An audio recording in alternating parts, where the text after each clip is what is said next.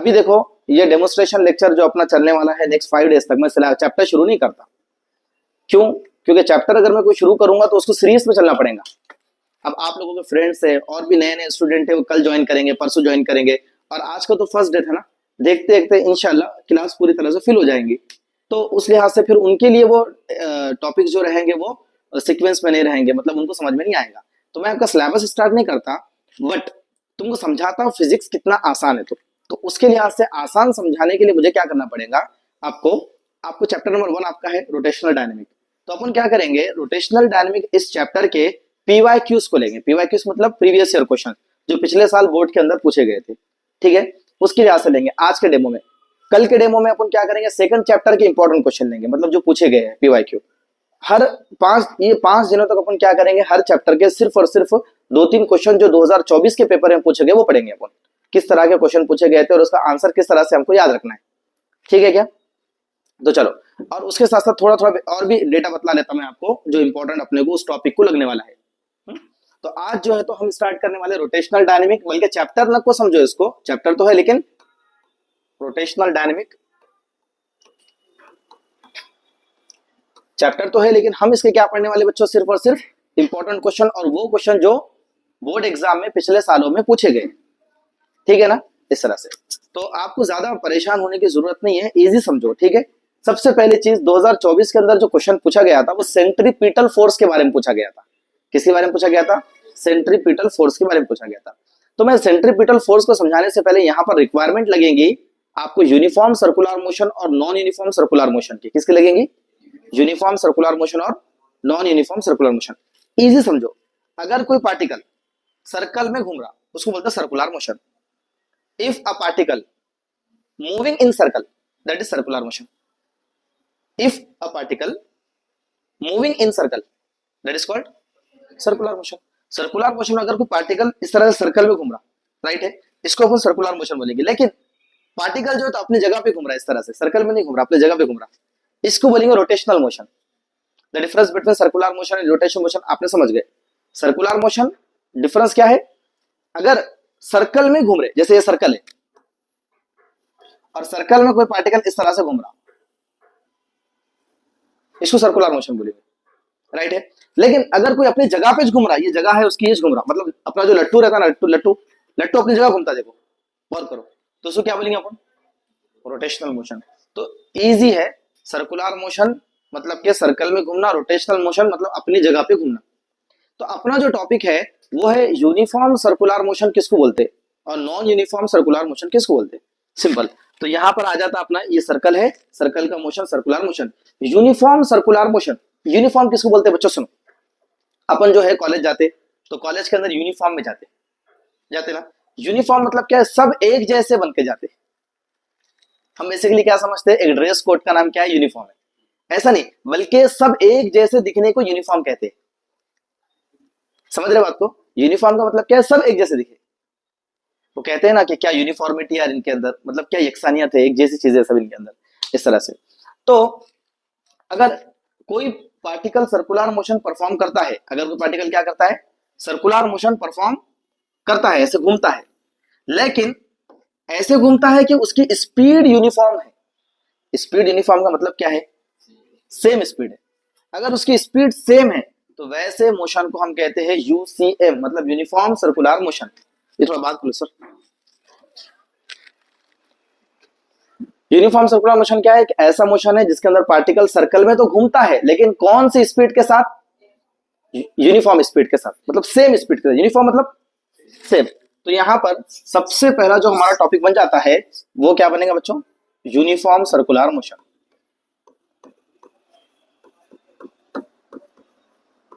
Circular motion, okay.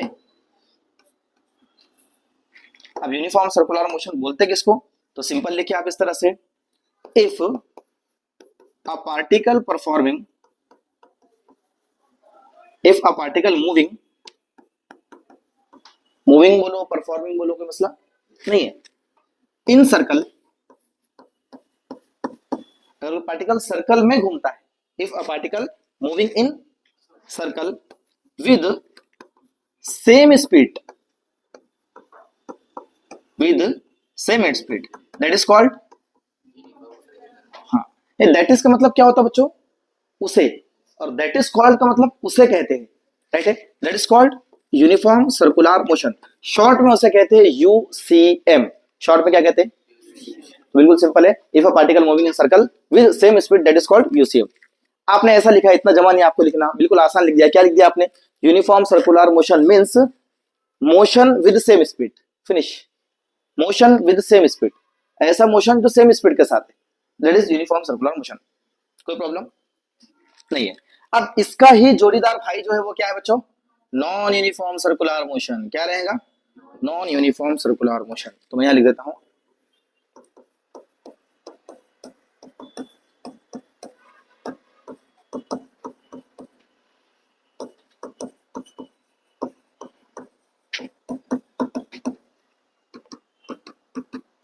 Okay. अब non uniform circular motion क्या होगा सर, देखो यहां पर हमने क्या लिखे, विद सेम स्पीड लिखे ना, तो यहां पर सेम का अपोजिट डिफरेंट, सेम का उल्टा क्या है, डिफरेंट, राइट है ना, इस तरह से। तो यहां पर क्या लिख सकते हैं अपन, यहां पर अ particle, if a particle moving in circle, circle में तो घूम रहा लेकिन स्पीड कैसी उसकी डिफरेंट है, जैसे सेम स्पीड किसको बोलते हैं वो भी समझा दूंगा थोड़ा, देखो जैसे एग्जांपल के तौर पर अपना ये फैन, फैन अपने शुरू करे तो एक कांस्टेंट स्पीड पे आने के बाद उन्हें एक ही स्पीड से घूमता, इसको बोलते हैं सेम स्पीड, राइट है क्या।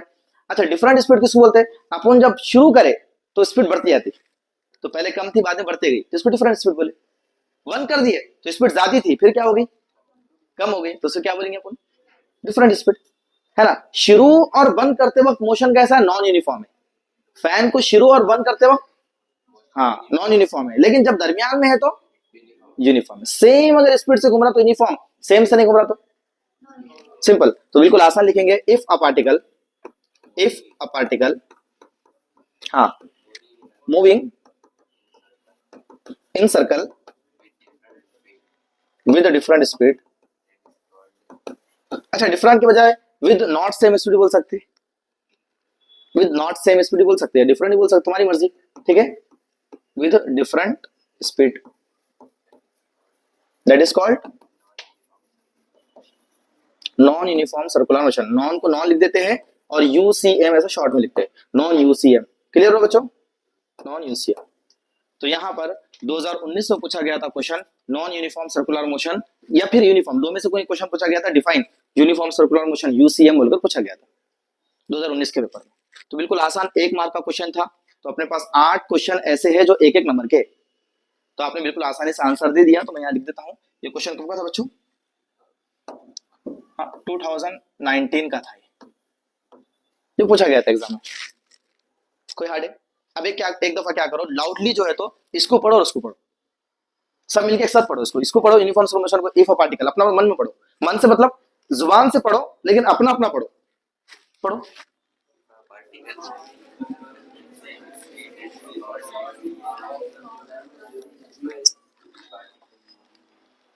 हाँ सेकंड पढ़ो, पढ़ो, ये पढ़ने से थोड़ा सा माइंड एक्टिव रहता अपना,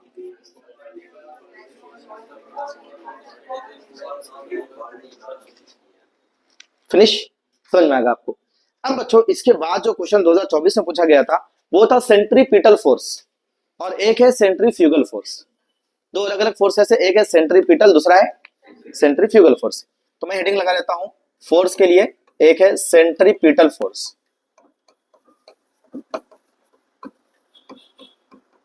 और जो दूसरा है वो क्या है बच्चों, सेंट्रीफ्यूगल, ठीक है बच्चों। सेंट्रीपिटल फोर्स किसको बोलते हैं, ऐसी फोर्स जो सेंटर की तरफ लगती, समझ रहे, ऐसी फोर्स जो सेंटर की तरफ लगती उसको सेंट्रीपिटल फोर्स बोलते हैं। जैसे एग्जांपल के तौर पे आसान समझो, जैसे ये अपने पास सर्कल है, राइट है, एक पार्टिकल सर्कल में इस तरह से घूम रहा है, तो सेंटर ये है सर्कल का, तो एक फोर्स लगती सर्कुलर मोशन जब पार्टिकल करता है तो उस वक्त पर एक फोर्स लगती है toward the centre, a force directed toward the centre of circle, एक ऐसी फोर्स जो सर्कल के सेंटर पर लगती है या उसकी तरफ लगती है, that is called centripetal force, centripetal मतलब सेंटर की तरफ लगने वाली फोर्स। सेंट्रीफ्यूगल क्या है सर, जैसे ये पार्टिकल सर्कुलर मोशन परफॉर्म कर रहा, तो सेंटर से दूर जो फोर्स लगेंगी उसको बोलेंगे centrifugal force. Toward the centre, एक पार्टिकल है उस पर टुवर्ड द सेंटर अगर फोर्स लगी तो क्या है वो, हाँ, और away from the centre, finish. Directed toward the centre, directed away from the centre, directed toward the centre, directed.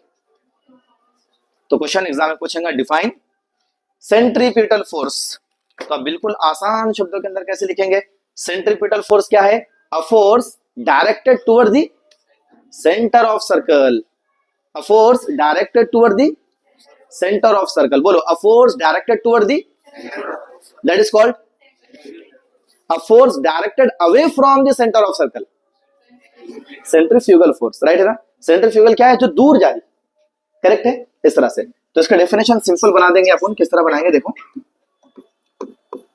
If a force acting, या एक्टिंग के बजाय डायरेक्टेड भी बोल सकते, ठीक है, ओके मैं एक्टिंग लिख दिया, a force acting toward the centre of circle, ठीक है, क्या कहते हैं इसे बतलाओ, that is called centripetal force.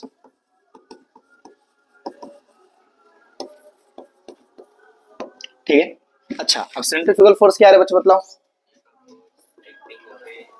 If a force acting, हाँ अवे,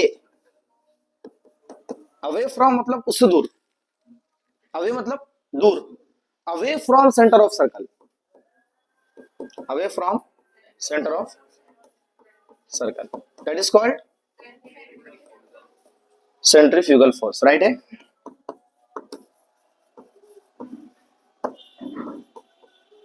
ओके, डेफिनेशंस समझ रहा है क्या। अब 2 मार्क के लिए या तो पूछ सकता वो सिंगल 1 नंबर के लिए पूछा तो सेंट्रीपिटल फोर्स किसको बोलते हैं, डिफाइन सेंट्रीपिटल फोर्स, तो toward the centre of circle, a force acting toward the centre of circle, a force acting away from the centre of circle, okay ना। ये कहां पर होता, इन यूनिफॉर्म सर्कुलर मोशन या इन सर्कुलर मोशन, कोई मसला नहीं, सर्कुलर मोशन के अंदर ही होता है ये, समझ रहे बात को।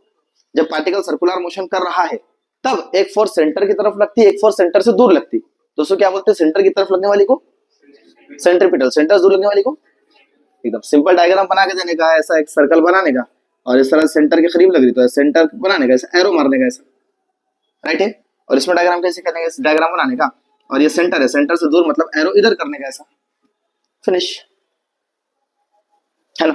लेकिन एग्जाम में क्वेश्चन ऐसे आया डिफरेंस बिटवीन बोलकर, फर्क करो दोनों के अंदर क्या है, तो इधर 2 पॉइंट इधर 2 पॉइंट लिखने का फिर अपने को, ठीक है क्या। तो सेंट्रीपिटल फोर्स सेंट्रीफ्यूगल फोर्स में एक एक पॉइंट तो अपना आ गया ना, ये आ गया। अब सर सेकंड पॉइंट क्या लिखना है इसका, इसका फॉर्मूला लिख देना, बार बार काम में आने वाला है। सर क्या फॉर्मूला है इसका, तो सेंट्रीपिटल फोर्स को ऐसे लिखते हैं F C P, F C P centripetal force, centripetal force F C P, इसका फॉर्मूला है बच्चों m we square by r. क्या फॉर्मूला उसका, बोलो एक दफा क्या फॉर्मूला है, m we square by are.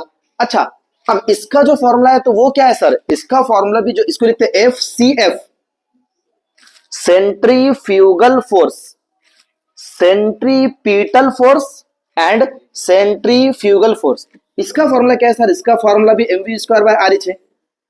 Confused sir, दोनों फोर्सेस का सेम फॉर्मूला कैसे हो गए, हमारे लिए तो अच्छा है ना, सेम फॉर्मूला याद करना पड़ रहा, ठीक है ना।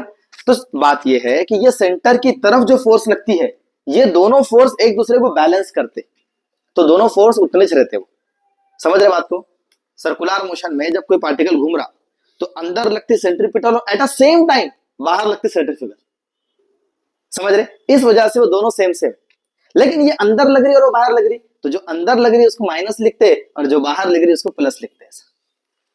फर्क इतना है कि एक माइनस है और दूसरी प्लस है, अंदर लग रही माइनस, बाहर लग रही प्लस। अब उसका रीजन भी है कि रेडियस वेक्टर जो रहता ना, असल डायरेक्ट करता away from the centre, radius की डायरेक्शन सेंटर से दूर रहती है ना।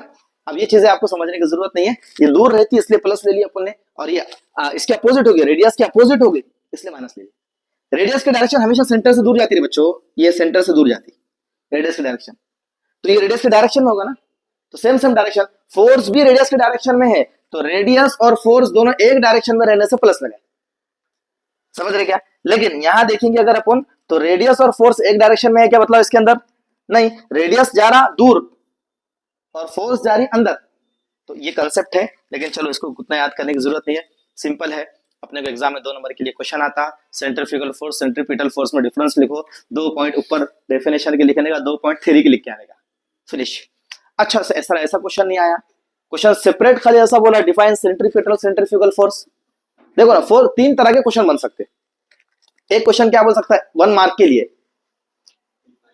आ जाओ बैठ जाओ बैठ जाओ। एक क्वेश्चन कैसे बन सकता है बेटा कि डिफाइन करो सेंट्रीपिटल फोर्स सेंट्रीफ्यूगल फोर्स, तो 2 नंबर के लिए होगा, एक नंबर का, तो सिंपल अपने लिख दिया इतना। अच्छा दूसरा क्वेश्चन कैसे बन सकता, सेपरेट क्वेश्चन पूछ सकता, सेंट्रीपिटल फोर्स किसको बोलते हैं डिफाइन, 1 नंबर के लिए 2000 का पूछा ये क्वेश्चन, 24 में 2024 बोर्ड में ये क्वेश्चन पूछा, डिफाइन सेंट्रीपिटल फोर्स 1 मार्क के लिए, तो इतना लिख कर आने का, ऊपर का फॉर्मूला लिखने की जरूरत नहीं, समझ रहे, लिख दिया तो अच्छी बात, याद है फॉर्मूला अपने को, है ना। दोनों को क्या कर सकता, डेफिनेशन फॉर्मेट में पूछ सकता, या फिर दोनों को क्या डिस्टिंग्विश करो बोल सकता, मतलब फर्क बतलाओ। तो फर्क में क्या करने का अपन ने, बिल्कुल आसान तरीके से इस तरह से आपने क्या करना है, टेबल बना देना, और इस टेबल के अंदर 1 पॉइंट इसका 1 पॉइंट इसका 1 पॉइंट इसका 1 पॉइंट फिनिश। और मैं 2 पॉइंट एक्स्ट्रा बतला था, लेकिन तुम्हारे को मैं लिमिटेड कंटेंट लिखा के दे रहा, जितना एग्जाम में लिखने के काम का है। ज्यादा भर के रखेंगे नोटबुक तो परेशान होता बच्चा, उसका दिल क्या बोलता कि भैया कितना पढ़ूं मैं, बहुत ज्यादा कंटेंट दिख रहा है, टाइम इज कम है ना। तो मैं तुम्हारा एक्स्ट्रा डेटा क्या करता, समझाता, जितना टेक्स्ट बुक में दिया है, कभी एमसीक्यू में काम में आ जाता, लेकिन तुमको लिखा था लिमिटेड, इतना क्वेश्चन आया तो इतना लिख के आने का। लिखने को बैठो तो बहुत थ्योरी पूरी बुक है अपने पास, बट 2 मार्क के लिए कितना लिखना है इतना सफिशिएंट है। और 2 पॉइंट बोलता, ये फोर्स सेंट्रीपिटल फोर्स लगती frame inertial frame of reference के अंदर। अब एक टॉपिक है इनर्शियल फ्रेम ऑफ रेफरेंस और एक non inertial frame of reference, class 11 का टॉपिक है, हार्ड नहीं कुछ भी। इनर्शियल मतलब सेम स्पीड, नॉन इनर्शियल मतलब सेम नहीं, फिनिश। अगर कोई मिसाल के तौर पे मैं इस तरह से सेम स्पीड से चल रहा, एक डायरेक्शन में सेम स्पीड से, it's a inertial frame of reference, यहां लिखे बदलो क्या,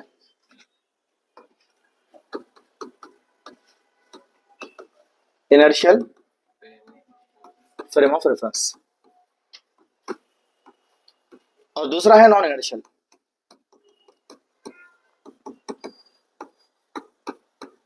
फ्रेम ऑफ रेफरेंस, ठीक है। ये 2 फ्रेम है। इनर्शियल फ्रेम ऑफ रेफरेंस किसको बोलते हैं, जिसके अंदर अपनी स्पीड सेम रहना। अब मैं रुका हुआ हूं तो मेरी स्पीड 0 है, तो इनिशियल है, समझ रहे। इनर्शियल, इनर्शियल किसको बोले अपन ने, जिसमें रुका हुआ है, या 0 रहना या उसका एक्सेलरेशन 0 रहना। सर एक्सेलरेशन 0 किसको बोलते हैं, मतलब उसकी स्पीड जो है तो सेम रहना। अब एक एग्जांपल समझा, फैन चालू करे अपन ने, फैन सेम स्पीड पे आ गया, तो उसका फ्रेम ऑफ रेफरेंस कैसा है, इनर्शियल है। और नॉन इनर्शियल का वे चालू बंद करते वक्त, समझ रहे, चालू कर रहे तो स्पीड ज्यादा हो जा रही, कम कर रहे तो स्पीड, बंद कर रहे तो स्पीड कम हो जा रही, उसको बोलते नॉन इनर्शियल। और इनर्शियल किसको बोलते हैं, जिसमें स्पीड सेम रहती, या तो उन्हें रुके वाला रहना, या तो चल रहा तो सेम स्पीड से चलना। ऐसा नहीं होना कि यहां से उन्हें ऐसा फास्ट आया फिर स्लो हुआ फिर फास्ट आया फिर स्लो, नहीं नहीं नहीं, 2 मीटर पर सेकंड चला, 2 मीटर पर सेकंड से चलना उन्हें एक डायरेक्शन के अंदर। इनर्शियल की 2 कंडीशन है बेटा, क्या, या तो स्पीड कितने रहना, 0 रहना, है ना, या फिर स्पीड किस रहना, सेम रहना, या तो 0 रहना या तो सेम रहना। चल रहा तो फिर सेम स्पीड से चलना, नहीं चल रहा तो रुके वाला रहना खाली। अगर स्पीड चेंज हो रही है उसकी, है ना, स्पीड उसकी चेंज हो रही है, स्पीड नॉट इक्वल टू 0 और स्पीड नॉट सेम, अगर स्पीड बदलते रहती है और 0 भी नहीं है, तो उसको बोलते हैं non inertial frame of reference. Class 11 का टॉपिक है, यहाँ लगने वाला है ही नहीं, समझा दिया, कभी कुछ जरूरत पड़ गई आगे तो नहीं पड़ती जरूरत, पूरे सिलेबस में नहीं पड़ती कहीं भी, ठीक है ना। तो centripetal force inertial frame of reference में लगती, ठीक है, और सेंट्रीफ्यूगल फोर्स नॉन इनर्शियल में लगती, समझ रहे क्या। सेंट्रीपिटल ऐसा एमसीक्यू आ गया तुम्हारे पास, क्या, a force acting in inertial frame of reference, 4 option दिया, centripetal, centrifugal, both centripetal centrifugal, none of the above, 4 option दिया, तो आपके पास ऑप्शन आना इनर्शियल फ्रेम ऑफ रेफरेंस में जो लग रही वो क्या है, सेंट्रीपिटल है, जो non inertial frame of reference में लग रही है वो, सिंपल है ना, याद रखना इस तरह से। अच्छा, ये तीसरा पॉइंट समझाया मैं तुम्हारे को। चौथा पॉइंट और एक समझाता। ये फोर्स जो है ना, रियल फोर्स है। क्या है? रियल फोर्स है, मतलब हकीकी फोर्स है ये झूठी है, नॉन रियल। क्या है? Non real. अब नॉन रियल के लिए एक स्पेसिफिक वर्ड इस्तेमाल करते हैं, स्यूडो फोर्स। क्या बोलते हैं? Pseudo force. तो आप लोगों ने रियल नॉन रियल लिखे तो चलता। It is real force, it is non real force. It is acting in inertial frame of reference, it is acting in non inertial frame of reference. Inertial frame of reference के अंदर Newton's के जो law है ना, वो पूरे ओबे होते। न्यूटन्स के लॉ, काइनेमेटिक्स के जो लॉ है, तो समझ रहे, इक्वेशंस जो है सारे ओबे होते इनर्शियल में, नॉन इनर्शियल में नहीं होते वो। तो कंक्लूजन ऑफ थिंग ये है कि बहुत सारा डेटा मैंने आपको समझाया बच्चों, लेकिन लिखकर आना एग्जाम में बस 2-2 पॉइंट काफी है। तो ये क्वेश्चन समझना पहले, इससे पहले क्या पढ़े अपन ने? Uniform circular motion, non uniform circular motion किसको बोलते हैं, और दूसरा क्या पढ़े अपन ने, जल्दी बतलाओ। सेंट्रीपिटल और सेंट्रीफ्यूगल फोर्स। ठीक है, मैं तुमको लिमिटेड कंटेंट लिखाकर दे रहा हूं। अब बच्चों, जो तीसरा क्वेश्चन है हमारे पास, वो है एक डेरिवेशन पूछा 2024 के पेपर के अंदर, 3 नंबर के लिए डेरिवेशन पूछा। वो डेरिवेशन मैं तुम्हारे करा दूं, सिंपल वे के अंदर करा दूं, थोड़ा ध्यान देकर समझना। हाँ चलो, तो वो डेरिवेशन है, स्पीड के लिए पूछा, शायद उसने क्वेश्चन ध्यान में नहीं है, लेकिन मैं यहां पर बना देता हूं। ओके, स्पीड ऑफ व्हीकल, 2024 का पेपर है क्या? मंगाया ना मैंने इसमें, पहले क्वेश्चन लिख देता हूं, उसके हिसाब से आंसर कराता हूं। क्वेश्चन कैसे पूछा वो भी आइडिया लगता ना तुम लोगों को। अनबैंक रोड के ऊपर पूछा क्वेश्चन वो।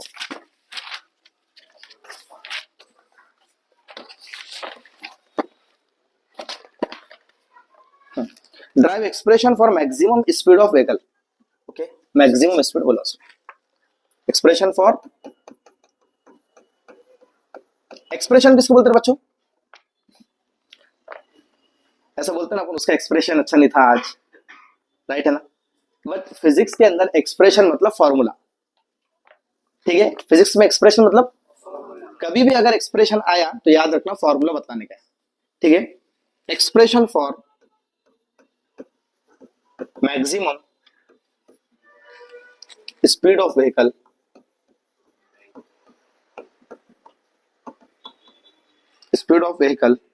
moving along horizontal track, moving along horizontal track। ठीक है, पहले बोल दिया उसने ड्राइव बोलकर, तैयार कीजिए। ड्राइव मतलब, हाँ हमारा कार वाला ड्राइव नहीं, ये ड्राइव मतलब तैयार कीजिए। ठीक है, क्या तैयार करना है? एक ऐसा एक्सप्रेशन तैयार करना है, एक्सप्रेशन मतलब फॉर्मूला तैयार करना है जो मैक्सिमम स्पीड के लिए रहे, जिसकी मतलब स्पीड पता करना है अपने को बेसिकली। ठीक है, किसकी स्पीड? व्हीकल की, एक गाड़ी की। वो गाड़ी कैसी है? मूविंग अलोंग हॉरिजॉन्टल ट्रैक, एक हॉरिजॉन्टल ट्रैक के ऊपर उन्हें चल रही। ठीक है, अब समझो, जैसे एग्जांपल के तौर पर हमारे पास इस तरह से रोड है, ये रोड को मैं ऐसे बनाता हूं, बढ़िया है, इस पे से गाड़ी चलने वाली है। तो गाड़ी जब सर्कुलर मोशन परफॉर्म कर रही, मतलब कहना कि टर्न आता ना, गाड़ी चल रही है तो मतलब रास्ते में अचानक से टर्न आ गया, तो उन्हें सर्कल में ऐसा घूमती गाड़ी। पूरा सर्कुलर मोशन तो नहीं होता, लेकिन सर्कुलर मोशन में कुछ पार्ट हो जाता वहां पे। जैसे ये अपना रास्ता है, तो गाड़ी इस तरह से टर्न ले ली, तो अगर देखेंगे अपन तो गाड़ी ने ऐसा टर्न लिया इस रोड के ऊपर से, तो ये जो है एक सर्कल का पार्ट है, एक सर्कल बन सकता है यहाँ पर एक, है ना। तो इसको अपन क्या बोलते हैं कि गाड़ी जो है तो सर्कुलर मोशन ही परफॉर्म कर रही, थोड़ा ही सही है लेकिन सर्कुलर मोशन कर रही। समझ रहे क्या? इस तरह से। तो प्यारे बच्चों, यहां पर हम क्या करेंगे, आप एक डायग्राम बनाएं। किस तरह के डायग्राम बनाएं? यहां पर एक गाड़ी ले ले इस तरह से, कोई मसला नहीं, एक गाड़ी को कुछ इस तरह से बना देंगे। ठीक है, अब पीछे से देखे तो गाड़ी ऐसी दिखती, बस समझे, राइट है ना। पीछे से देखे तो खाली उसका बैक दिखता और 2 टायर नीचे दिखते। देखा जाए हकीकत में तो गाड़ी इस तरह की है, वो आगे चलने वाली गाड़ी, राइट है क्या? राइट है, लेकिन हम पीछे से बना रहे हैं उसको। अब इसका सेंटर कहीं ना कहीं यहां पर होगा रे बच्चों। ये गाड़ी जो है तो इस तरह से चल रही, तो सेंटर यहां पर होगा। जैसे एग्जांपल के तौर पे टर्न चल रहा अपना, ये गाड़ी ऐसे चल रही, ये रोड पे चल रही, तो रोड तो बाद में जाके स्ट्रेट होगी ना, एग्जांपल। और ये गाड़ी अपनी इस तरह यहाँ चल रही, तो इसका सेंटर मतलब इसका सर्कल का सेंटर क्या होगा? ये सर्कल में जो चल रही गाड़ी, इस सर्कल में चल रही, राइट है क्या? ये सर्कल का सेंटर क्या होगा? तो कहीं ना कहीं इस तरह बनाओ, ये सेंटर होगा, रोड के बाहर होगा, रोड के अंदर होगा क्या? इस सर्कुलर ट्रैक को हम क्या करेंगे, इस सर्कुलर ट्रैक को क्या करेंगे, इमेजिनरी सर्कल बना के देखेंगे कि वो गाड़ी सेंटर का है, तो यहां पर उसका कहना है कि सेंटर रहेगा, तो वो बाहर रहेगा, तो अपन क्या करेंगे, यहां पर सेंटर बाहर ले लेंगे, सेंटर का नाम ओ ले लेते, सी ले लेते हैं, आसान जाता है और भी, सेंटर। ठीक है, यहाँ पर गाड़ी इस तरह से चलने वाली है, गाड़ी पर जो है बच्चों तीन चार किस्म की फोर्सेस यहाँ पर लगती, कितने टाइप की, चार टाइप की फोर्सेस लगती, कौन सी फोर्स लगती वो मैं आपको समझा देता हूँ। ठीक है, बहुत आसान है अगर आप ध्यान दे रहे हो तो, और मेरी आदत के मुताबिक मैं जो हूँ अब डेरिवेशन कराऊंगा ना, फिर आपसे बहुत सारे क्वेश्चन पूछूंगा। ठीक है, तो आपको आंसर देने आने चाहिए। पहले तो सिंपल समझो, आपके पास एक गाड़ी है, ठीक है, एक रोड है, रोड के ऊपर एक गाड़ी है, तो गाड़ी बनाना कोई हार्ड काम है? अच्छा, रोड को टिका कर बनाना, आप एरोप्लेन नहीं बना रहे, गाड़ी बना रहे, राइट ना, व्हीकल बना रहे, तो वो टायर से चिपक कर चलेंगे, ऊपर नहीं बनाने का। तो इस पर कितने फोर्सेस लगते बच्चों, इस पे चार किस्म के फोर्सेस लगती। जब कोई पार्टिकल, कोई भी पार्टिकल, पार्टिकल मतलब मैं भी हो सकता, गाड़ी भी हो सकती, कुछ भी हो सकता, हाँ, तो जब कोई पार्टिकल या जब कोई गाड़ी टर्न करती है, टर्न मतलब सर्कुलर ट्रैक पे चलती है, तो उसपे चार तरह के फोर्स लगते हैं। एक फोर्स लगती है सेंटर की तरफ, जैसे सेंट्रीपिटल फोर्स कहते हैं, राइट है क्या? एक फोर्स लगती है सेंट्रीफ्यूगल फोर्स, जो सेंटर से दूर होती है। सर कैसे? देखो ये सर्कल है, दिख रहा सर्कल, ये सेंटर की तरफ सेंट्रीपिटल, सेंटर से दूर सेंट्रीफ्यूगल। तो कैसी फोर्स लगने वाली? दो तरह की फोर्स मैंने आपको समझाई, एक है सेंट्रीपिटल, दूसरी है सेंट्रीफ्यूगल, राइट है। और हमेशा याद रखो, एक होती है नॉर्मल रिएक्शन। क्या होती है? Normal reaction. अब नॉर्मल रिएक्शन क्या करती, जब कोई चीज झुक रही ना तो उसको बैलेंस करती। जब कोई चीज क्या हो रही, झुक रही, अब देखो अपन गाड़ी टर्न लेते ना तो झुकती होने, गाड़ी गाड़ी जब झुकती तो उसको एक बैलेंस करने के लिए एक फोर्स रहती, जो क्या करती, जो ऑब्जेक्ट है उसके परपेंडिकुलर जाती, जो ऑब्जेक्ट है उसके परपेंडिकुलर जाती। तो ये ऑब्जेक्ट इस तरह से है तो इसके सरफेस के परपेंडिकुलर एक फोर्स देंगे। कितने हो गए फोर्स? तीन फोर्स। और ग्रेविटी लगने वाली है नीचे, तो ग्रेविटी की एक फोर्स लग जाएंगी, है ना। गाड़ी जो है तो जमीन जो है तो गाड़ी खींचेंगे नीचे, तो उसके वेट की वजह से एक फोर्स लग जाएंगी, राइट है। जैसे एग्जांपल के तौर पे मैं एक काम करता हूं, यहाँ पर सपोज करो मुझे एक नहीं यहाँ से वो पेन को उठाने का है, ठीक है, मुझे वो पेन को उठाना है, तो तुम एक चीज ऑब्जर्व करो, मैं मेरा हाथ से एक अंदर नीचे जाने वाली फोर्स लगा रहा, ठीक है, इसको फोर्स जब लगा रहा, इसको मैं ऐसी फोर्स लगा रहा, तो आप गौर कर रहे होंगे मेरा ऑटोमेटिक पैर पीछे हट रहा, उठ रहा, ये बैलेंस हो रहा है। नॉर्मल रिएक्शन क्या करता है, मेरे सरफेस के परपेंडिकुलर, जैसे अगर मैं इसको लेना है तो ऐसा तो ले नहीं सकता उसको जाके, अगर मुझे झुका उधर डालना है तो मुझे क्या करना पड़ेगा, एक अपोजिट फोर्स लगाना पड़ेगा, ऑटोमेटिक वो फोर्स लगती है, आपको कुछ करने की जरूरत नहीं। अगर आपको नहीं लगेंगे वो फोर्स को तो बैलेंस होगी गई गाड़ी, मैं बैलेंस हो पाऊंगा नहीं, मैं तो गिर जाऊंगा ना, उससे ज्यादा फोर्स लगूंगा तो। लेकिन अगर मुझे पेन को लेना चाहिए, एग्जांपल के तौर पर थोड़ा सामने जाता हूं यहाँ से, उसको लेना चाहिए मुझे, ठीक है, इस तरह, अब आगे हाथ बढ़ाना है और मुझे नहीं बढ़ रहा, तो मुझे क्या करना पड़ेगा, इस तरह से ही लेना पड़ेगा इसको। तो ये जो मेरी ऊपर वाली फोर्स थी टांग वाली, तो ये फोर्स को बैलेंस कर रही थी बेसिकली, है ना। ये दोनों फोर्सेस जो है, ये पीछे जो लग रही थी उसे कहते हैं नॉर्मल रिएक्शन। नॉर्मल रिएक्शन क्या होती है? Normal reaction. तो ये ऊपर वाली नॉर्मल रिएक्शन, नीचे वाली ग्रेविटेशनल फोर्स, राइट है, और एक फोर्स यहाँ पर सेंट्रीपिटल फोर्स और एक है सेंट्रीफ्यूगल फोर्स। चार फोर्स लगते हैं, centripetal toward the centre, centrifugal centre से दूर, ऊपर की तरफ नॉर्मल रिएक्शन, नीचे की तरफ, ऊपर की तरफ नॉर्मल रिएक्शन नहीं रे बच्चों, ये भी बात याद रखना, हमेशा परपेंडिकुलर। सपोज करो गाड़ी ऐसी है, गाड़ी जो है तो हॉरिजॉन्टल इस पे है, तो अब सेंट्रीपिटल फोर्स ऐसे लगेंगी, इंक्लाइंड सरफेस, मतलब यहां परपेंडिकुलर 90 डिग्री बनना, समझ रहे क्या कि नहीं। तो कभी भी अगर सपोज करो गाड़ी ऐसी आ रही, यहां आ रही गाड़ी, तो ऊपर रहेंगी फोर्स, अब ऐसी आएंगी, मतलब यहां 90 डिग्री बनना। नॉर्मल रिएक्शन डायरेक्टेड और acting always perpendicular to the surface of vehicle, vehicle की सरफेस को परपेंडिकुलर रहेंगे। नॉर्मल रिएक्शन कैसे रहेंगे? हमेशा व्हीकल की सरफेस को परपेंडिकुलर रहेंगे। तो आपको सिंपली यहां पर ये चार फोर्सेस समझ में आ गए, लेकिन इन चार फोर्सेस को थोड़ा बदल कर नाम देते हैं, समझ लो, ठीक है। ये सेंट्रीपिटल फोर्स जो प्रोवाइड करता ना, तो ये फ्रिक्शन फोर्स प्रोवाइड करता, सेंट्रीपिटल फोर्स। कौन सा फोर्स? हाँ, फ्रिक्शन फोर्स प्रोवाइड करता सेंट्रीपिटल फोर्स। सेंट्रीफ्यूगल तो सेंट्रीफ्यूगल ही है, नॉर्मल रिएक्शन तो नॉर्मल रिएक्शन ही है, और यहां पर क्या है, ये ग्रेविटेशनल फोर्स तो सेम है। कोई प्रॉब्लम नहीं। तो देखो अभी हम यहां पर समझेंगे इस डायग्राम के थ्रू, ये डायग्राम काफी है, ठीक है। यहां पर ये फोर्स मतलब सेंट्रीपिटल फोर्स कौन दे रहा? Friction force, FS, force of static friction बोलते हैं इसको। क्या बोलते हैं? Force of static friction. चलेगा क्या? कोई प्रॉब्लम नहीं है। सुनो, जो एफएस है, फोर्स ऑफ स्टैटिक फ्रिक्शन, वो क्या कर रहा, प्रोवाइड कर रहा, क्या प्रोवाइड कर रहा, सेंट्रीपिटल फोर्स, सेंट्रीपिटल फोर्स। ये बात नहीं समझे सर, एफएस है क्या आखिर, एफएस क्या है वो समझ लेंगे, ठीक है। जैसे सपोज करो अपनी गाड़ी चल रही, हॉरिजॉन्टल ट्रैक पे अपन गाड़ी को चला रहे, ऐसा टर्न लिया अपन गाड़ी को। अब गाड़ी को अपन टर्न लेते तो गाड़ी के अगर टायर है वो चिकने रहे तो गाड़ी क्या होती है, स्लिप हो जाती है टर्न लेते वक्त, हमेशा नहीं होती। टर्न लेते स्ट्रेट चल रहे तो कोई मसला नहीं, टर्न ले रहे तो क्या होती है, गाड़ी स्लिप हो जाती, गिर जाती ना।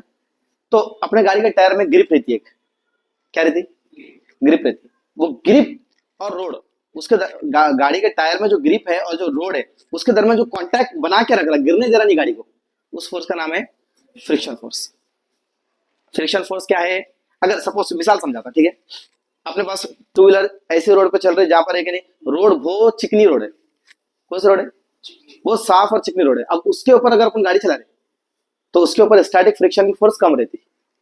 अब खुरदुरी रोड है तो वहां पर गिरने के चांस कम रहते, ज्यादा रहते, कम रहते, है ना, है ना। एकदम स्लिपिंग रोड के अलावा इस रोड पर जहाँ खुरदुरी रोड है वहां गिरने के चांस कम रहते, तो वो वहां पर फ्रिक्शन फोर्स ज्यादा रहती। फ्रिक्शन फोर्स असल में गिरने से रोकती, जब गाड़ी टर्न ले रही ना तो गिरने से रोकती। तो ऐसा होना चाहिए कि बंदे ने एक गाड़ी चलाया, जब सर्कुलर मोशन ऐसा लिया तो उसके टायर के दरमियान में, अगर सबको मिसाल समझो, तुम थोड़ा सोचो, यहाँ पर जो है तो अपन ने क्या करे, फोर्स इतने रखे, फ्रिक्शन मतलब फ्रिक्शन फोर्स नहीं रखे, मतलब खुरदुरापन नहीं रखे, टायर भी एकदम चिकने रखे और रोड को भी चिकने रखे एकदम, तो क्या होगी, इन्हें इधर गिर जाएंगे, गाड़ी गिरेंगे नहीं गिरेंगे। लेकिन जब अपन यहाँ पर टायर को भी अच्छा रखे और रोड को भी अच्छे रखे ग्रिप के साथ, तो क्या होगा, गाड़ी गिरेंगे क्या, नहीं गिरेंगे। बेसिकली पता चला गाड़ी इधर नहीं गिर रही तो किसके कारण नहीं गिर रही, एफएस के कारण नहीं गिर रही, स्टैटिक फ्रिक्शन, जो भी बोला मैंने आपको। और स्टैटिक फ्रिक्शन क्या है सर, तो मैंने अभी जस्ट आपको बताया स्टैटिक फ्रिक्शन क्या है, सेंट्रीपिटल फोर्स है। स्टैटिक एफएस क्या है, static friction provide centripetal force. तो ये सर सेंटर की तरफ लग रही है ना, और सेंट्रीफ्यूगल तो सेंट्रीफ्यूगल रहने वाली है, कोई मसला इसका नहीं है। नीचे लगने वाली क्या है और ऊपर क्या है, नॉर्मल रिएक्शन। होगा क्लियर, कोई प्रॉब्लम, आप समझो, इजी समझो, ठीक है। ये बहुत डिटेल हो गया, आपको ये नहीं सिर्फ कितना याद रखना है वो दोबारा देखो। डायग्राम बनेंगे इस तरह की, डायग्राम के अंदर जो है तो दो टायर लेंगे, ठीक है, टायर को ऐसे लेने के बजाय थोड़े ऐसे ऐसे लो, टायर ही चाहिए ना, दिखता है ऐसा दूर से अपने को, ठीक है क्या, ओके। अब यहाँ पर अगर चाहे तो ऐसा लाइंस कर दो टायर बतलाने के लिए। यहाँ पर ऊपर एक फोर्स लगाओ जिसका नाम है एन, नॉर्मल रिएक्शन। नीचे फोर्स लगाओ, उसका नाम क्या है, सेंटर से ले लो, हाँ, ग्रेविटेशनल फोर्स। ग्रेविटेशनल फोर्स को एफ जी लिखते हैं, ग्रेविटेशनल फोर्स, हाँ, ओके। और यहाँ पर जो फोर्स लगने वाली है वो कौन सी है, इधर जो है सेंट्रीपिटल यानी एफएस प्रोवाइड कर रहा, हाँ, सेंट्रीफ्यूगल तो सेंट्रीफ्यूगल ही रहने वाली है। क्लियर होगा क्या। अब अपन क्या करेंगे, इनके फॉर्मूले देखेंगे क्या है। तो एफएस का फॉर्मूला है बच्चों, एफएस का फॉर्मूला है mu s n, mu s n. अब सर ये म्यू एस के बारे में, इनके बारे में ज्यादा डिटेल समझना नहीं है, बस याद कर लो। इसके ट्रिक बोलता, हमेशा जब भी एफ आएगा स्टैटिक फ्रिक्शन का फॉर्मूला, तो याद रखो इसका फॉर्मूला है फन, फन, f equal to mu n, तो म्यू को ऐसा बना दो यू, फन, खत्म। ये एस एस नहीं भी लगा दो कोई मसले की बात नहीं है। तो मैंने आपको फॉर्मूला बता दिया, इसका फॉर्मूला क्या है सर, इसका फॉर्मूला क्या है, f s equal to mu s n, फन। और ग्रेविटेशनल फोर्स का फॉर्मूला है एम जी, क्या है, एम जी, ठीक है, याद कर लेंगे ना। सेंट्रीफ्यूगल फोर्स का फॉर्मूला है plus m v square by r, और नॉर्मल रिएक्शन का कोई फॉर्मूला नहीं है। क्या तो समझा गया अच्छे से, कोई प्रॉब्लम तो नहीं है। ये चार फॉर्मूले अभी मुझे याद करके सुनाओ। एफएस का फॉर्मूला फन, फन बोल दो डायरेक्ट। सेंट्रीफ्यूगल फोर्स का formula m we square by r. Gravitational force का फॉर्मूला एम जी डायरेक्ट, और एन क्या है, नॉर्मल रिएक्शन। तीन फॉर्मूले याद हो गए, एक दो तीन, वो तो नॉर्मल रिएक्शन याद ही रहता, राइट है। अब अपन ने क्या करना है बच्चों, कौन किसको बैलेंस कर रहा है ये देखना है। देखो ये वाली लाइन को बैलेंस कर दी, हॉरिजॉन्टल हॉरिजॉन्टल को, वर्टिकल वर्टिकल को, राइट है। तो अपन यहाँ पर थ्योरी में लिखने का पहला पॉइंट, पॉइंट नंबर 2 लिख रहा है यहाँ पर, पॉइंट नंबर 1 बाद में लिखेंगे, हाँ बाद में समझाता। पॉइंट नंबर 2 में क्या है, कौन किसको बैलेंस कर रहा है, इसका नाम क्या है बेटा, ये फोर्स का नाम, हाँ एफएस है, सेंटीमीटर प्रोवाइड कर रही है उन्हें, force of friction, force of friction. तो लिख दो ऐसा, फोर्स ऑफ फ्रिक्शन बैलेंसेस, किसको बैलेंस कर रहा हूं, बैलेंसेस किसको, सेंट्रीफ्यूगल फोर्स, राइट है क्या, सेंट्रीफ्यूगल फोर्स। इजी है, कोई प्रॉब्लम नहीं है। अच्छा सेकंड थर्ड पॉइंट में, थर्ड पॉइंट में बताओ, अब ये तो हॉरिजॉन्टल का बोल दिया, वर्टिकल का बोलो, normal reaction balances F G, या फिर एफ जी बैलेंसेस, कुछ ही बोल सकते हैं, इधर से उधर या उधर से इधर, कोई मसला नहीं है। तो बताओ F G balances, F G क्या है भाई, ग्रेविटेशनल फोर्स है ना, gravitational force balances normal reaction, ठीक है क्या। अब कौन किसके बैलेंस होगा देख लो जरा, सबसे पहले हॉरिजॉन्टल बोले अपन ने, तो इन दोनों को बैलेंस करने का, इसके बैलेंस किसको करने का, इसको करने का, और बैलेंस करना मतलब इक्वल करने का। ये क्या है, ये है अपने पास F S is equal to क्या है, सी एफ। तो एफ एस कितना है बच्चों, म्यू एस एन, और सी एफ कितना है बच्चों, एम वी स्क्वायर बाय,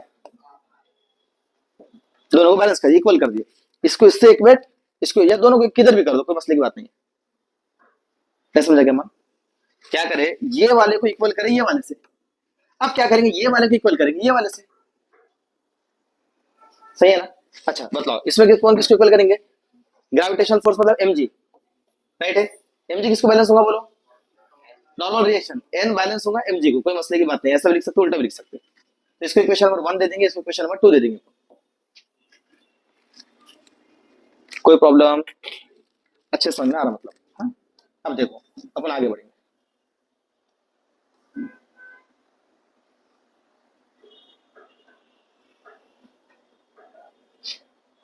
अब इक्वेशन 1 और 2 को देखो, अब इक्वेशन 1 है और इक्वेशन 2 है, तो अपन उनको क्या करेंगे, फोर्थ पॉइंट के अंदर डिवाइड करेंगे, डिवाइड, ऊपर क्या रखना बच्चों, हमेशा ऊपर वेलोसिटी रखना, वेलोसिटी यहां है ना, तो इक्वेशन 1 ऊपर रखेंगे, इक्वेशन 1 डिवाइड इक्वेशन 1 बाय 2, एक को 2 से डिवाइड कर देने का।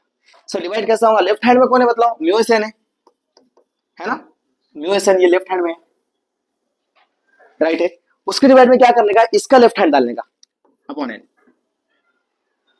समझ रहे क्या। राइट हैंड में कौन है, इधर है m v square by r, और यहां क्या है एम जी, इसका राइट का डिवाइड करने का, उसका लेफ्ट उसका लेफ्ट, बीच में इक्वल। अब n n m m cancel, sir क्या बचा, v square is equal to, ये जी इधर चल जाएगा ना, म्यू एस जी है ना, और साथ में बचा बेटा यहाँ पर आर, इसके डिवाइड में था आर, अगर आप देखें तो यहाँ पर ये वी स्क्वायर बाय आर था, है ना, तो यहाँ पर इसके डिवाइड में क्या आ जाएगा, जरा देखो और से अच्छे से, ये आर था यहाँ पर, ऐसे और मैं एक दफा लिख के बतलाता हूँ तुमको। इक्वेशन 1 कौन सी है, म्यू एस एन, उसके डिवाइड में किसको लगेंगे, इक्वेशन 2 को एन इज इक्वल टू, उधर कौन है m we square by upon में, फिर क्या है एम जी, क्लियर है, ये एम कैंसल, ये एन कैंसल, क्या बचा बताओ आप, इधर बचा म्यू एस, उधर बचा वी स्क्वायर, ये आर बेटा नीचे आ जाता, कहाँ आता, नीचे आ जाता, तो कैसा आया नीचे बताओ ने, हाँ, तो यहाँ पर हो गया अपॉन में आर जी, क्लियर हुआ।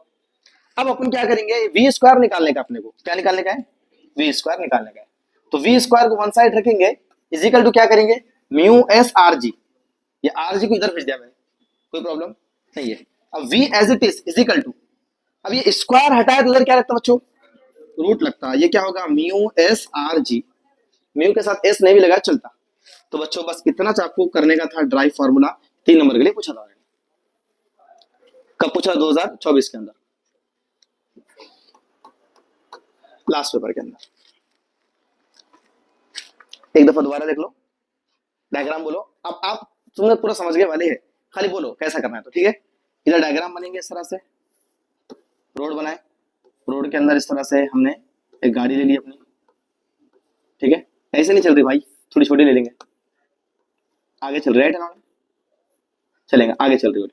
और यहाँ पर समझो इतनी रोड है, ये रोड के बाहर सेंटर होगा, सेंटर रोड के बाहर होगा ना बच्चों, सेंटर बाहर होगा। ऊपर जो फोर्स लगने वाली है उसका नाम है नॉर्मल रिएक्शन, नीचे लगने वाली फोर्स है mg, डायरेक्ट याद करो, नीचे लगने वाली mg, ऊपर लगने वाली ओके, इधर लगने वाली म्यू एस, फन बोलेंगे इसको, तो एफ एस क्या रहता है बच्चों, हाँ फन रहता, तो डायरेक्ट एफ एस बोल देना फिलहाल में यहाँ पर। और इधर कौन सी लगने वाली है, सेंट्रीफ्यूगल फोर्स, है ना। ओके, तो मैं यहाँ लिखता हूँ इस तरह से, एफ एस बराबर किसके है, फन के, और यहाँ पर इन्हें किसके बराबर है, centrifugal force, m v square by, कोई प्रॉब्लम नहीं। हमने डायरेक्ट पॉइंट नंबर 2 लिए, पॉइंट नंबर 1 नहीं लिखे, ठीक है, पॉइंट नंबर 1 नहीं लिखे, पॉइंट नंबर 2 में पॉइंट नंबर 1 यहाँ निकालता बाद में, ठीक है।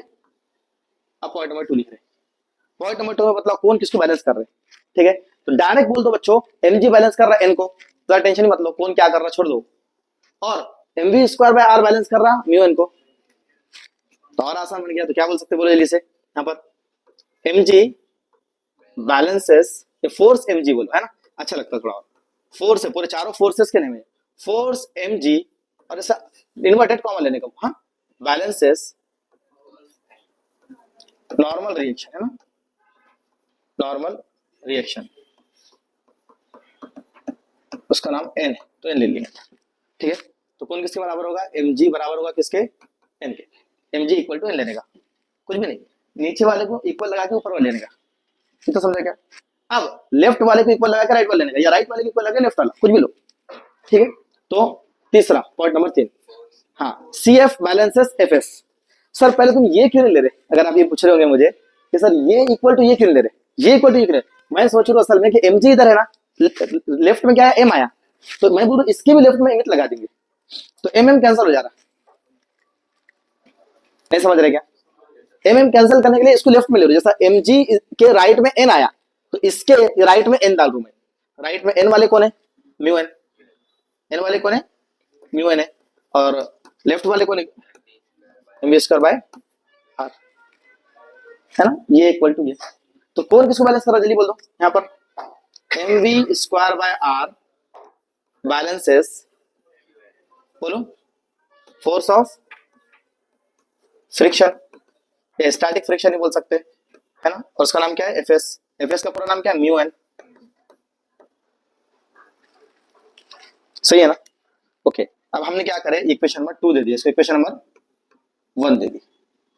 अब हमको डिवाइड करना है, ऊपर कौन होना है बच्चों, अच्छा इससे पहले क्या करें, जब अपन ने इसको ऊपर लिखे थे इसको नीचे लिखे थे, कोई मसले की बात नहीं, पहले उसको लिखो इसको लिखो, कोई मसला नहीं, लेकिन याद रखो ये वाला टर्म जो है ना हमारे पास ऊपर आना, क्योंकि v निकालने का अपने को, तो m we square by r ऊपर आएगा, और अपॉन में उसके इन्हें आएगा mg इजिकल टू, उधर क्या है फिर, यहाँ पर म्यू n है और अपॉन में n, इसके डिवाइड में इसको डाले और इसके डिवाइड में इसको डाले, यहाँ तक समझ रहा क्या, है ना, इसके दोनों को डिवाइड कर दिया बस, खाली बटे बटे में डाल दिए, तो इसको बोलना यहाँ पर थ्री लिखने का, अपने बड़ा बड़ा के थ्री लिखने का है, कुछ खास नहीं, ऐसा कैसा नहीं तो पूरा मैथ दिखता है, इस वजह से थोड़ा नमक मिर्ची लगाना बोलते हैं इसको, ठीक है।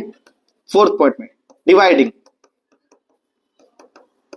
कौन से इक्वेशन कौन से कर रहे हैं, इक्वेशन 2 बाय 1, ये इक्वेशन 2 है और नीचे की 1 है, आ रही क्लैरिटी थोड़ी, चलो अब आगे आओ, यहाँ पर क्या हो गया बच्चों, कौन किससे कैंसिल हो रहा है, m से m, n से n, v स्क्वायर जैसे कि वैसी, अपॉन में ये r कहा जाता है बेटा, नीचे किसके साथ, g के साथ, वेरी गुड, तो क्या हो गया ये r g इजिकल टू, क्या बचा यहाँ पर, v square upon r g equal to, समझ रहे क्या, yes sir, v square upon r g equal to, आपने क्या निकालने का बच्चों जी बोलो, v स्क्वायर इजिकल टू, ये r g को उधर भेज देंगे तो म्यू r g होगा, सही है, और स्क्वायर हटाए इधर से, अपन इसको हटा दिए, उधर क्या लगता है, एक रूट लगता, म्यू r g, फिनिश,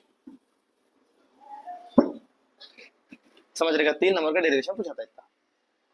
अब अपने को यहाँ पर जो है तो पॉइंट नंबर 1 क्या लिखने का था वो लिखेंगे, ठीक है ना, हमेशा पॉइंट नंबर 1 के अंदर कंसीडर लिखने का, एक गाड़ी है, कंसीडर एक गाड़ी है, अ व्हीकल, व्हीकल हो तो गाड़ी को बोलते हैं, कंसीडर अ व्हीकल मूविंग, उन्हें घूम रही है, ऑन हॉरिजॉन्टल ट्रैक, ट्रैक उन्हें हॉरिजॉन्टल ट्रैक पे मूव कर रही है, ठीक है, ऑफ मास m, उसका मास m है, कॉमा वेलोसिटी v, उसकी वेलोसिटी v है, ठीक है, and radius of road, radius of road is r, finish. ये थ्योरी अपने मन से बना के लिखने का, ये कोई जरूरी थ्योरी नहीं, किसी बच्चे ने इतना लिखा, consider a vehicle moving on horizontal track, इतना भी लिख दिया, काफी है। एक्स्ट्रा लिखना है तो मन से बना के लिखो, सब चीजें वी क्या है, आर क्या है, ये वो सब बोलो, ठीक है क्या, इतना समझ में आएगा। आप इसके अंदर सुनो, अब वो थ्योरी में नहीं लिख रहा ना, तो ऐसा लिखने का कि अपने पास गाड़ी है तो गाड़ी के अंदर एम क्या है, मास ऑफ व्हीकल, व्हीकल का मास कितना है। अगर वैसा नहीं लिख रहे थ्योरी में तो ऐसा बना के लिखने का, आर क्या है, रेडियस ऑफ रोड, रोड का रेडियस है, ठीक है ना। फिर उसके अलावा उसके बाद क्या है बेटा, वी क्या है, वेलोसिटी ऑफ व्हीकल, जो जो दिख रहा है बोलने का इसके अंदर, एम आ गया, वी आ गया, आर आ गया, एन क्या है, नॉर्मल रिएक्शन। कोई बच रहा है क्या, बिजली बोलो, हाँ म्यू बच रहा, तो म्यू के बारे में लिख देंगे थोड़ा, mu force of static friction, force of static friction, short में लिख दे रहा फ्रिक्शन, फोर्स ऑफ फ्रिक्शन काफी है, ठीक है क्या। तो इस तरह से अपने पहला पॉइंट बना दिया, क्या क्या दिख रहा सब लिख दिया, उसके बाद अपना डेरिवेशन करें, पूरा समझ में आया। अब मैं चाहता कि तुम लोग बगैर देखे ये डेरिवेशन करके बतलाना, थ्योरी नहीं चाहिए, ठीक है, डायग्राम चाहिए, डायग्राम हाफ मार्क की मिलती, ठीक है, या 1 मार्क के लिए, इतना डेरिवेशन 2 नंबर के लिए, थ्योरी की जरूरत नहीं, ओके, 3 नंबर ऐसे मिलेंगे, इसको आधा 1 नंबर और बकिया को 2 नंबर, 3 नंबर का क्वेश्चन है। तो मैं ये पेज को जो है तो स्लाइड कर दे रहा इस तरह से, एक दफा डायग्राम फिर दोबारा याद करा दो, देख लो जरा इधर, ये इस तरह से हमारे पास गाड़ी है, ओके, गाड़ी के ऊपर क्या लग रही, नीचे, इधर एफ एस इजिकल टू, इसके बाद फन, फन है ना, और इधर क्या है, एम बी स्क्वायर वाई, इसको बैलेंस करके फॉर्मेट लाने का, चलो करे बता, चेक करो।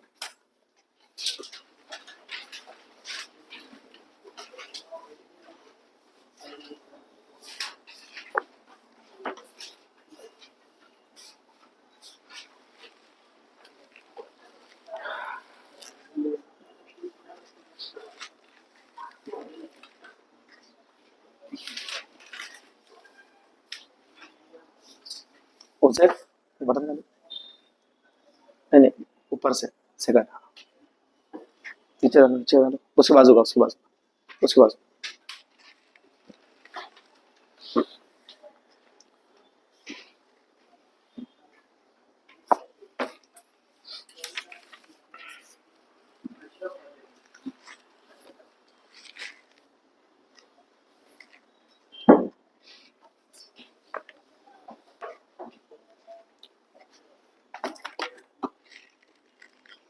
Hello, hello sir.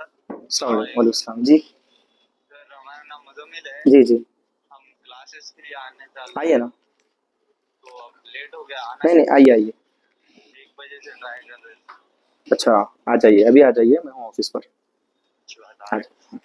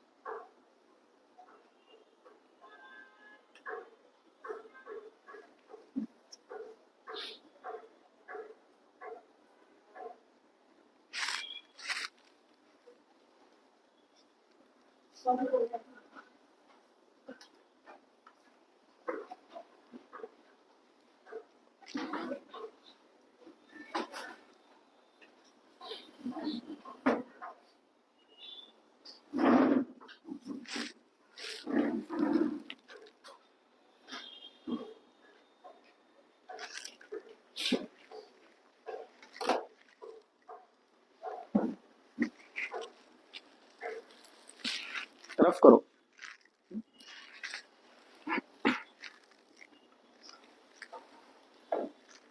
बढ़िया बढ़िया, मैं डिवाइड कर दो अलग से, यहाँ से डिवाइड मार दो, ठीक है, खाली अपन देखना कौन आया कि नहीं, तो वरना एन से एन कैंसिल, एम से एन कैंसिल, आर का जगह रुको,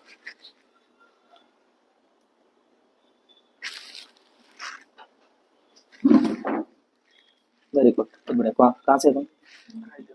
सही था। सेवन से, एक नंबर, बढ़िया है। आगा ना, टॉपिक तो क्लास में याद हो जाना, मेरा मकसद ये रहेगा।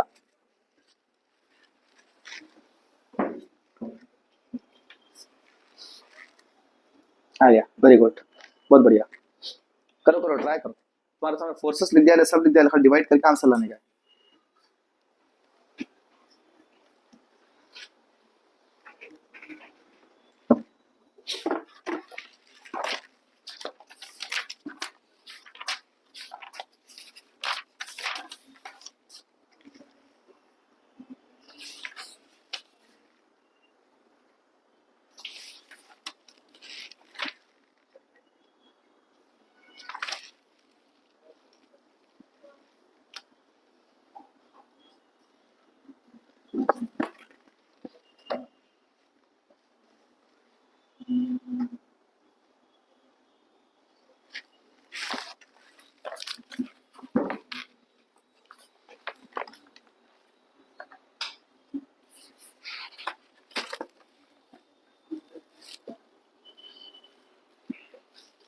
ये जो क्वेश्चन है ना अभी का, ये एग्जाम में 2 मार्क के लिए पूछा बेटा, 3 मार्क के लिए नहीं पूछा, फिर तो थ्योरी कुछ इतने लिखने का, डायरेक्ट डायग्राम बना के फॉर्मूला ड्राइव करने का। हाँ, 3 नंबर बोलो, थ्योरी लिखना पड़तल में आता थोड़ा, जरूरत नहीं है।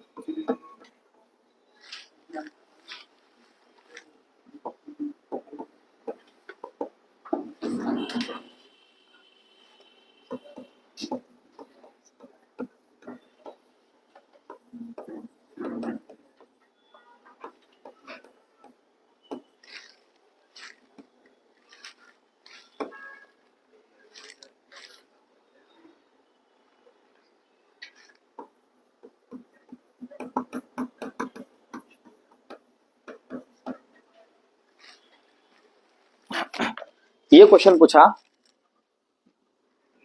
2024 में 3 मार्क के लिए, न्यूमेरिकल है ये, यस।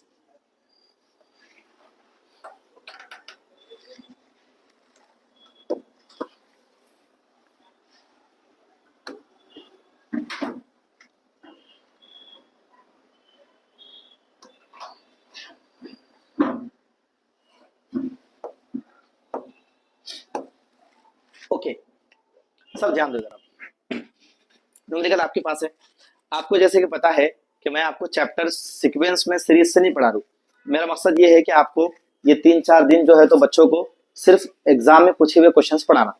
चैप्टर नंबर 1 में से कौन सा क्वेश्चन पूछा था वो बतलाता, एक क्वेश्चन पूछा सेंट्रीपिटल फोर्स का, दूसरा क्वेश्चन पूछा जो भी मैंने आपको कराया, कितने हो गए 2, और तीसरा क्वेश्चन ये पूछा, और एक एमसीक्यू पूछा। तो 2024 के अंदर आए थे कुल 4 क्वेश्चंस इस चैप्टर से, एक क्वेश्चन 1 नंबर का सेंट्रीपिटल फोर्स, दूसरा क्वेश्चन एमसीक्यू, और तीसरा क्वेश्चन आया था वो डेरिवेशन, अभी जो बताया मैंने आपको, v is equal to under root में म्यू आर जी, राइट है ना। और चौथा न्यूमेरिकल आया था 3 नंबर के लिए, क्या आया था, न्यूमेरिकल आया था 3 नंबर के लिए। तो मैंने आपको 3 क्वेश्चंस करा दिए अभी।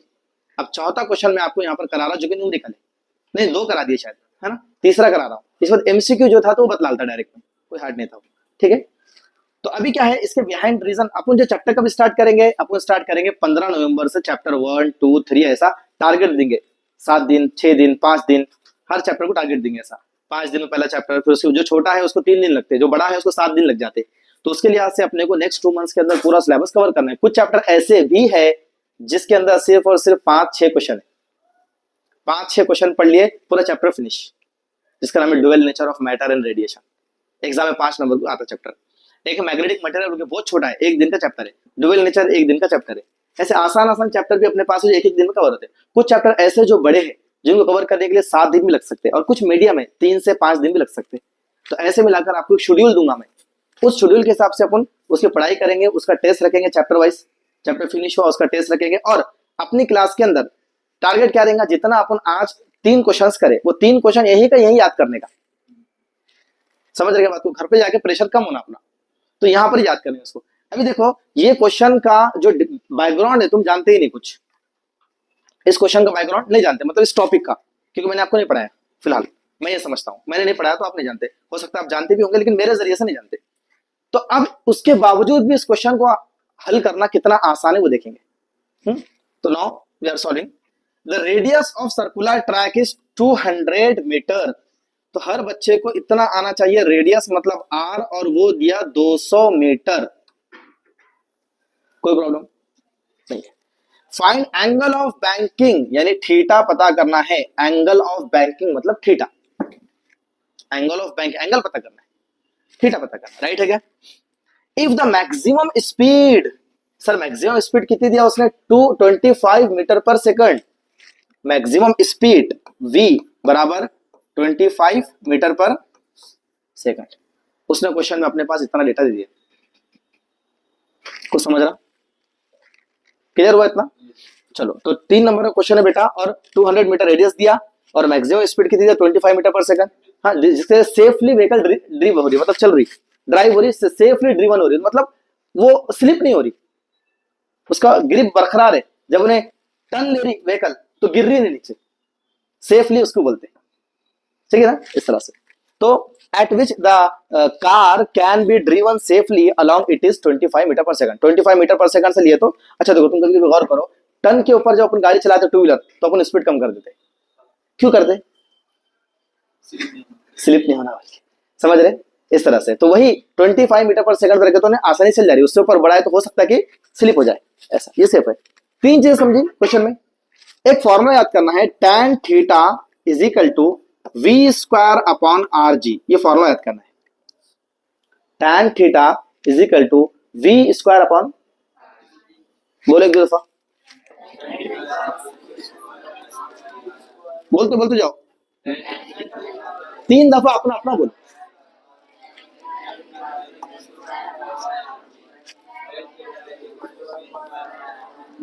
अब देखो मैंने tan थीटा जैसे वैसे लिखा, v स्क्वायर, v कितना है 25 है, तो 25 का स्क्वायर अपॉन में r कितना दिया 20, 200 दिया क्या 200।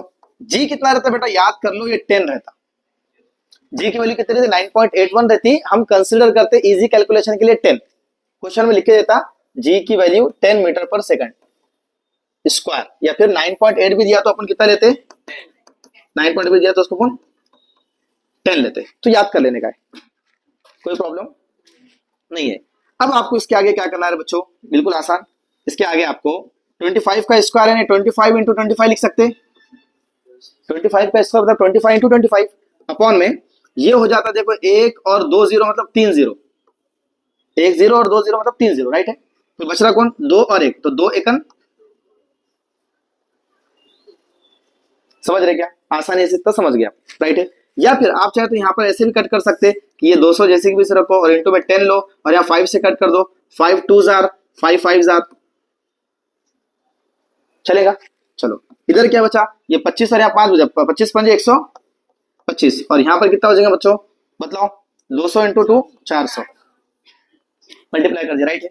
ओके, अब यहाँ पर हम काट देंगे इसे, डिवाइड कैसे होगा थोड़ा देख लो। यहाँ पर 125 अपॉन में 400 है, तो हम इसको 4 से काट सकते हैं, तो 4 से जब काटेंगे तो नहीं बन जाएगा 100। कैसा? 4 1 इज 4 से ऊपर नहीं काटेगा, पॉइंट पे चल जाएगा। तो इसके लिए एक आसान ट्रिक क्या होती है, देखो सुनो, यहाँ पर क्या अपने पास ये हो गया आपके पास 125 और नीचे है 400 ना, तो 400 के अंदर 4 इंटू 10⁻² लिख देना। जब भी 2 0 दिख रहे तो 2 0 हटा के क्या करना, 10⁻² लिखना। देखो जरा अच्छे से देखो एक दफा, ठीक है, ये है 4 2 और 2 4, ठीक है, ये 2 0 जो बच गए इसको क्या करना, अपन इस तरह से लिख देना 2 0। अब ये 2 0 अगर ऐसा नहीं लिखे तो अपन क्या लिख सकते हैं इसको, 10⁻², मतलब 10⁻² कितना होता, 100 होता है ना, 10 का स्क्वायर 100 होता, तो अपन 10⁻² लिखने का ऐसा। अब सर इससे बेनिफिट क्या हुआ अपना, ये 10⁻² ऊपर भेजे तो -2 होता है, नहीं अभी अभी कहा है बटे में, तो डिवाइड में रहा प्लस में तो ऊपर गया, तो और डिवाइड में अगर रहा माइनस में तो ऊपर गया, तो ऐसा होता। तो 4 से काट दिए अपने, 4 एकन, अब बोलो 4 दूनिया 4 तिया, अब यहां पर 5 है, बोलो 4 एकन 4 है ना, यहाँ पर 1 बच गया, पॉइंट लगाए 0 लगाए, बोलो 4 दूनिया, फिर बचा 2 0 लगाए, 4 पंजे कितना मिला जल्दी बतलाने, 31.25, ये अपने को आंसर मिला 31.25।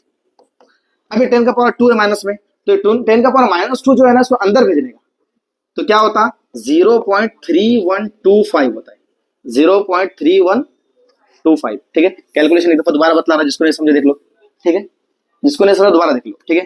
25 का स्क्वायर 25 इंटू 25 लिख सकते हैं, यस सर।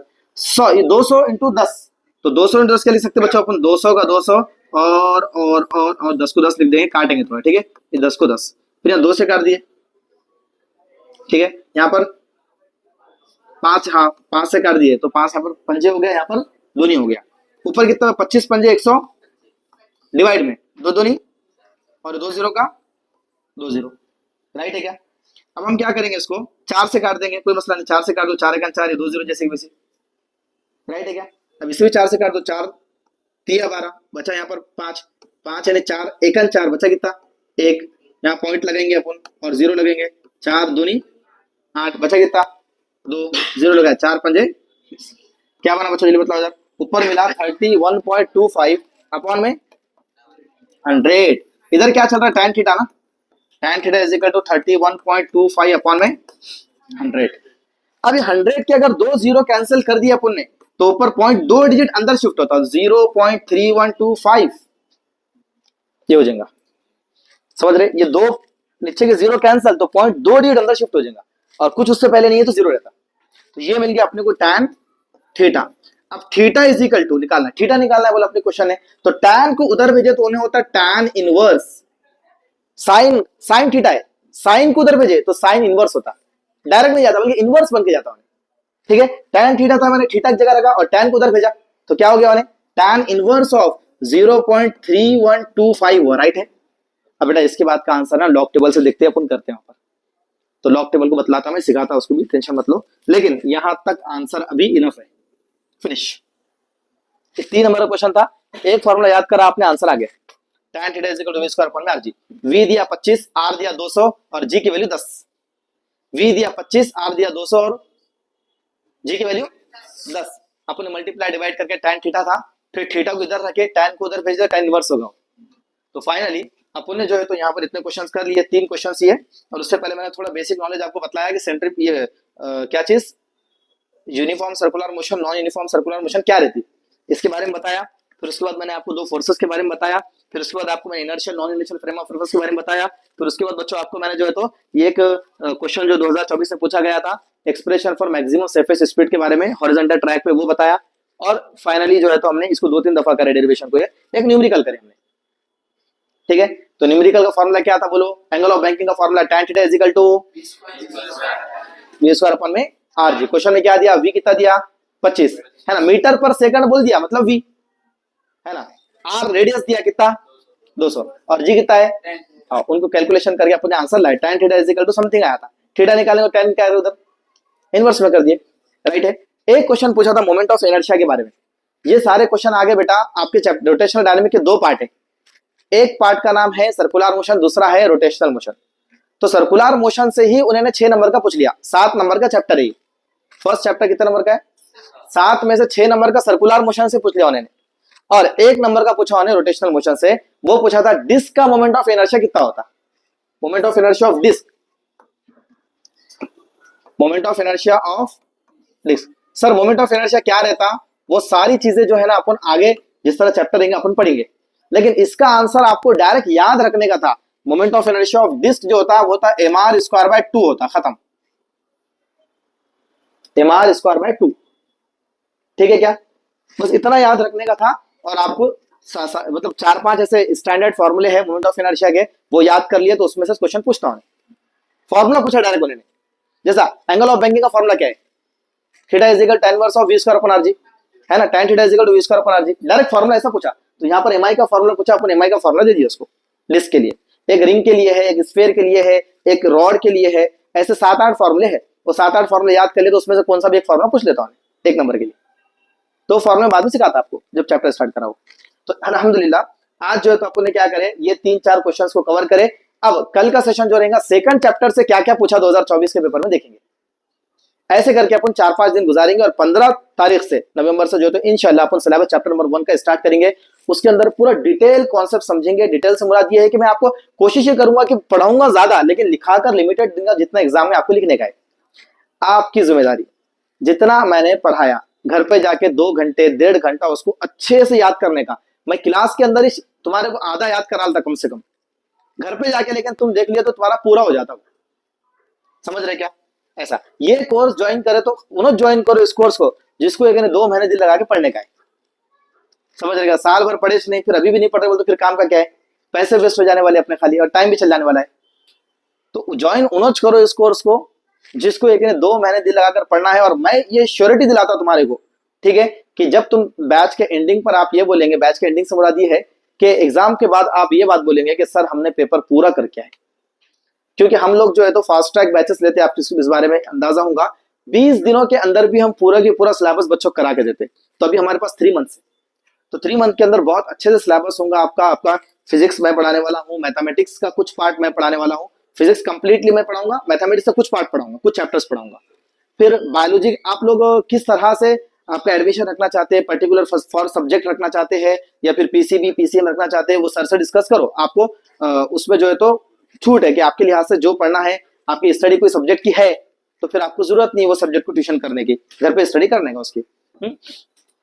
उसके अलावा हमारी टाइमिंग को लेकर भी थोड़ी डिस्कशन करना है। जैसे कि अलग अलग इंस्टीट्यूट के बच्चे मुझे कॉल कर रहे, कंटिन्यूस उनका बोलना है सर हमारा इंस्टीट्यूट 2 बजे छूट रहा, 1:30 बजे छूट रहा ट्यूशन उनका, उस वजह से टाइम पर यहाँ पर नहीं आ पा रहे। तो उसके बारे में अपन थोड़ा डिस्कस करेंगे। तो मुझे ये बताओ कि क्या क्लास अपन 3 बजे से लिए तो कैसा रहेगा, किसी कोई प्रॉब्लम है 3 बजे से डायरेक्ट ले ली अपन क्लास, तो उसमें क्या है पूरा आए भी छूट जा रहा, आरसी से छूट जा रहा, पूरे बच्चे घर पे आ जा रहे। अभी जो है ना अक्सर बच्चे जो है तो इंस्टीट्यूट पे रह रहे उधर ये 12 बजे के टाइमिंग में। तो हमने जो है तो सोचा कि एक दफा बैच शुरू हो जाए फिर धीरे धीरे करके टाइमिंग चेंज करेंगे। तो अपन जो है तो इंशाल्लाह टाइमिंग को 3 बजे से रखने का सोच रहा हूँ मैं। 3 बजे से 4 बजे तक बायोलॉजी और मैथ रख देंगे, 4 से 5, 5 से 6 में बायोलॉजी मैथ में या तो पीसीबी करो या तो पीसीएम करो। एक जगह बायोलॉजी चलता है, एक जगह मैथ चलता, फिर फिजिक्स और केमिस्ट्री उसके बाद ले लेंगे अपन। क्या राय है तुम लोगों की, चलता क्या? फिर मैं आप लोगों को जो था उसको स्टॉप कर दो।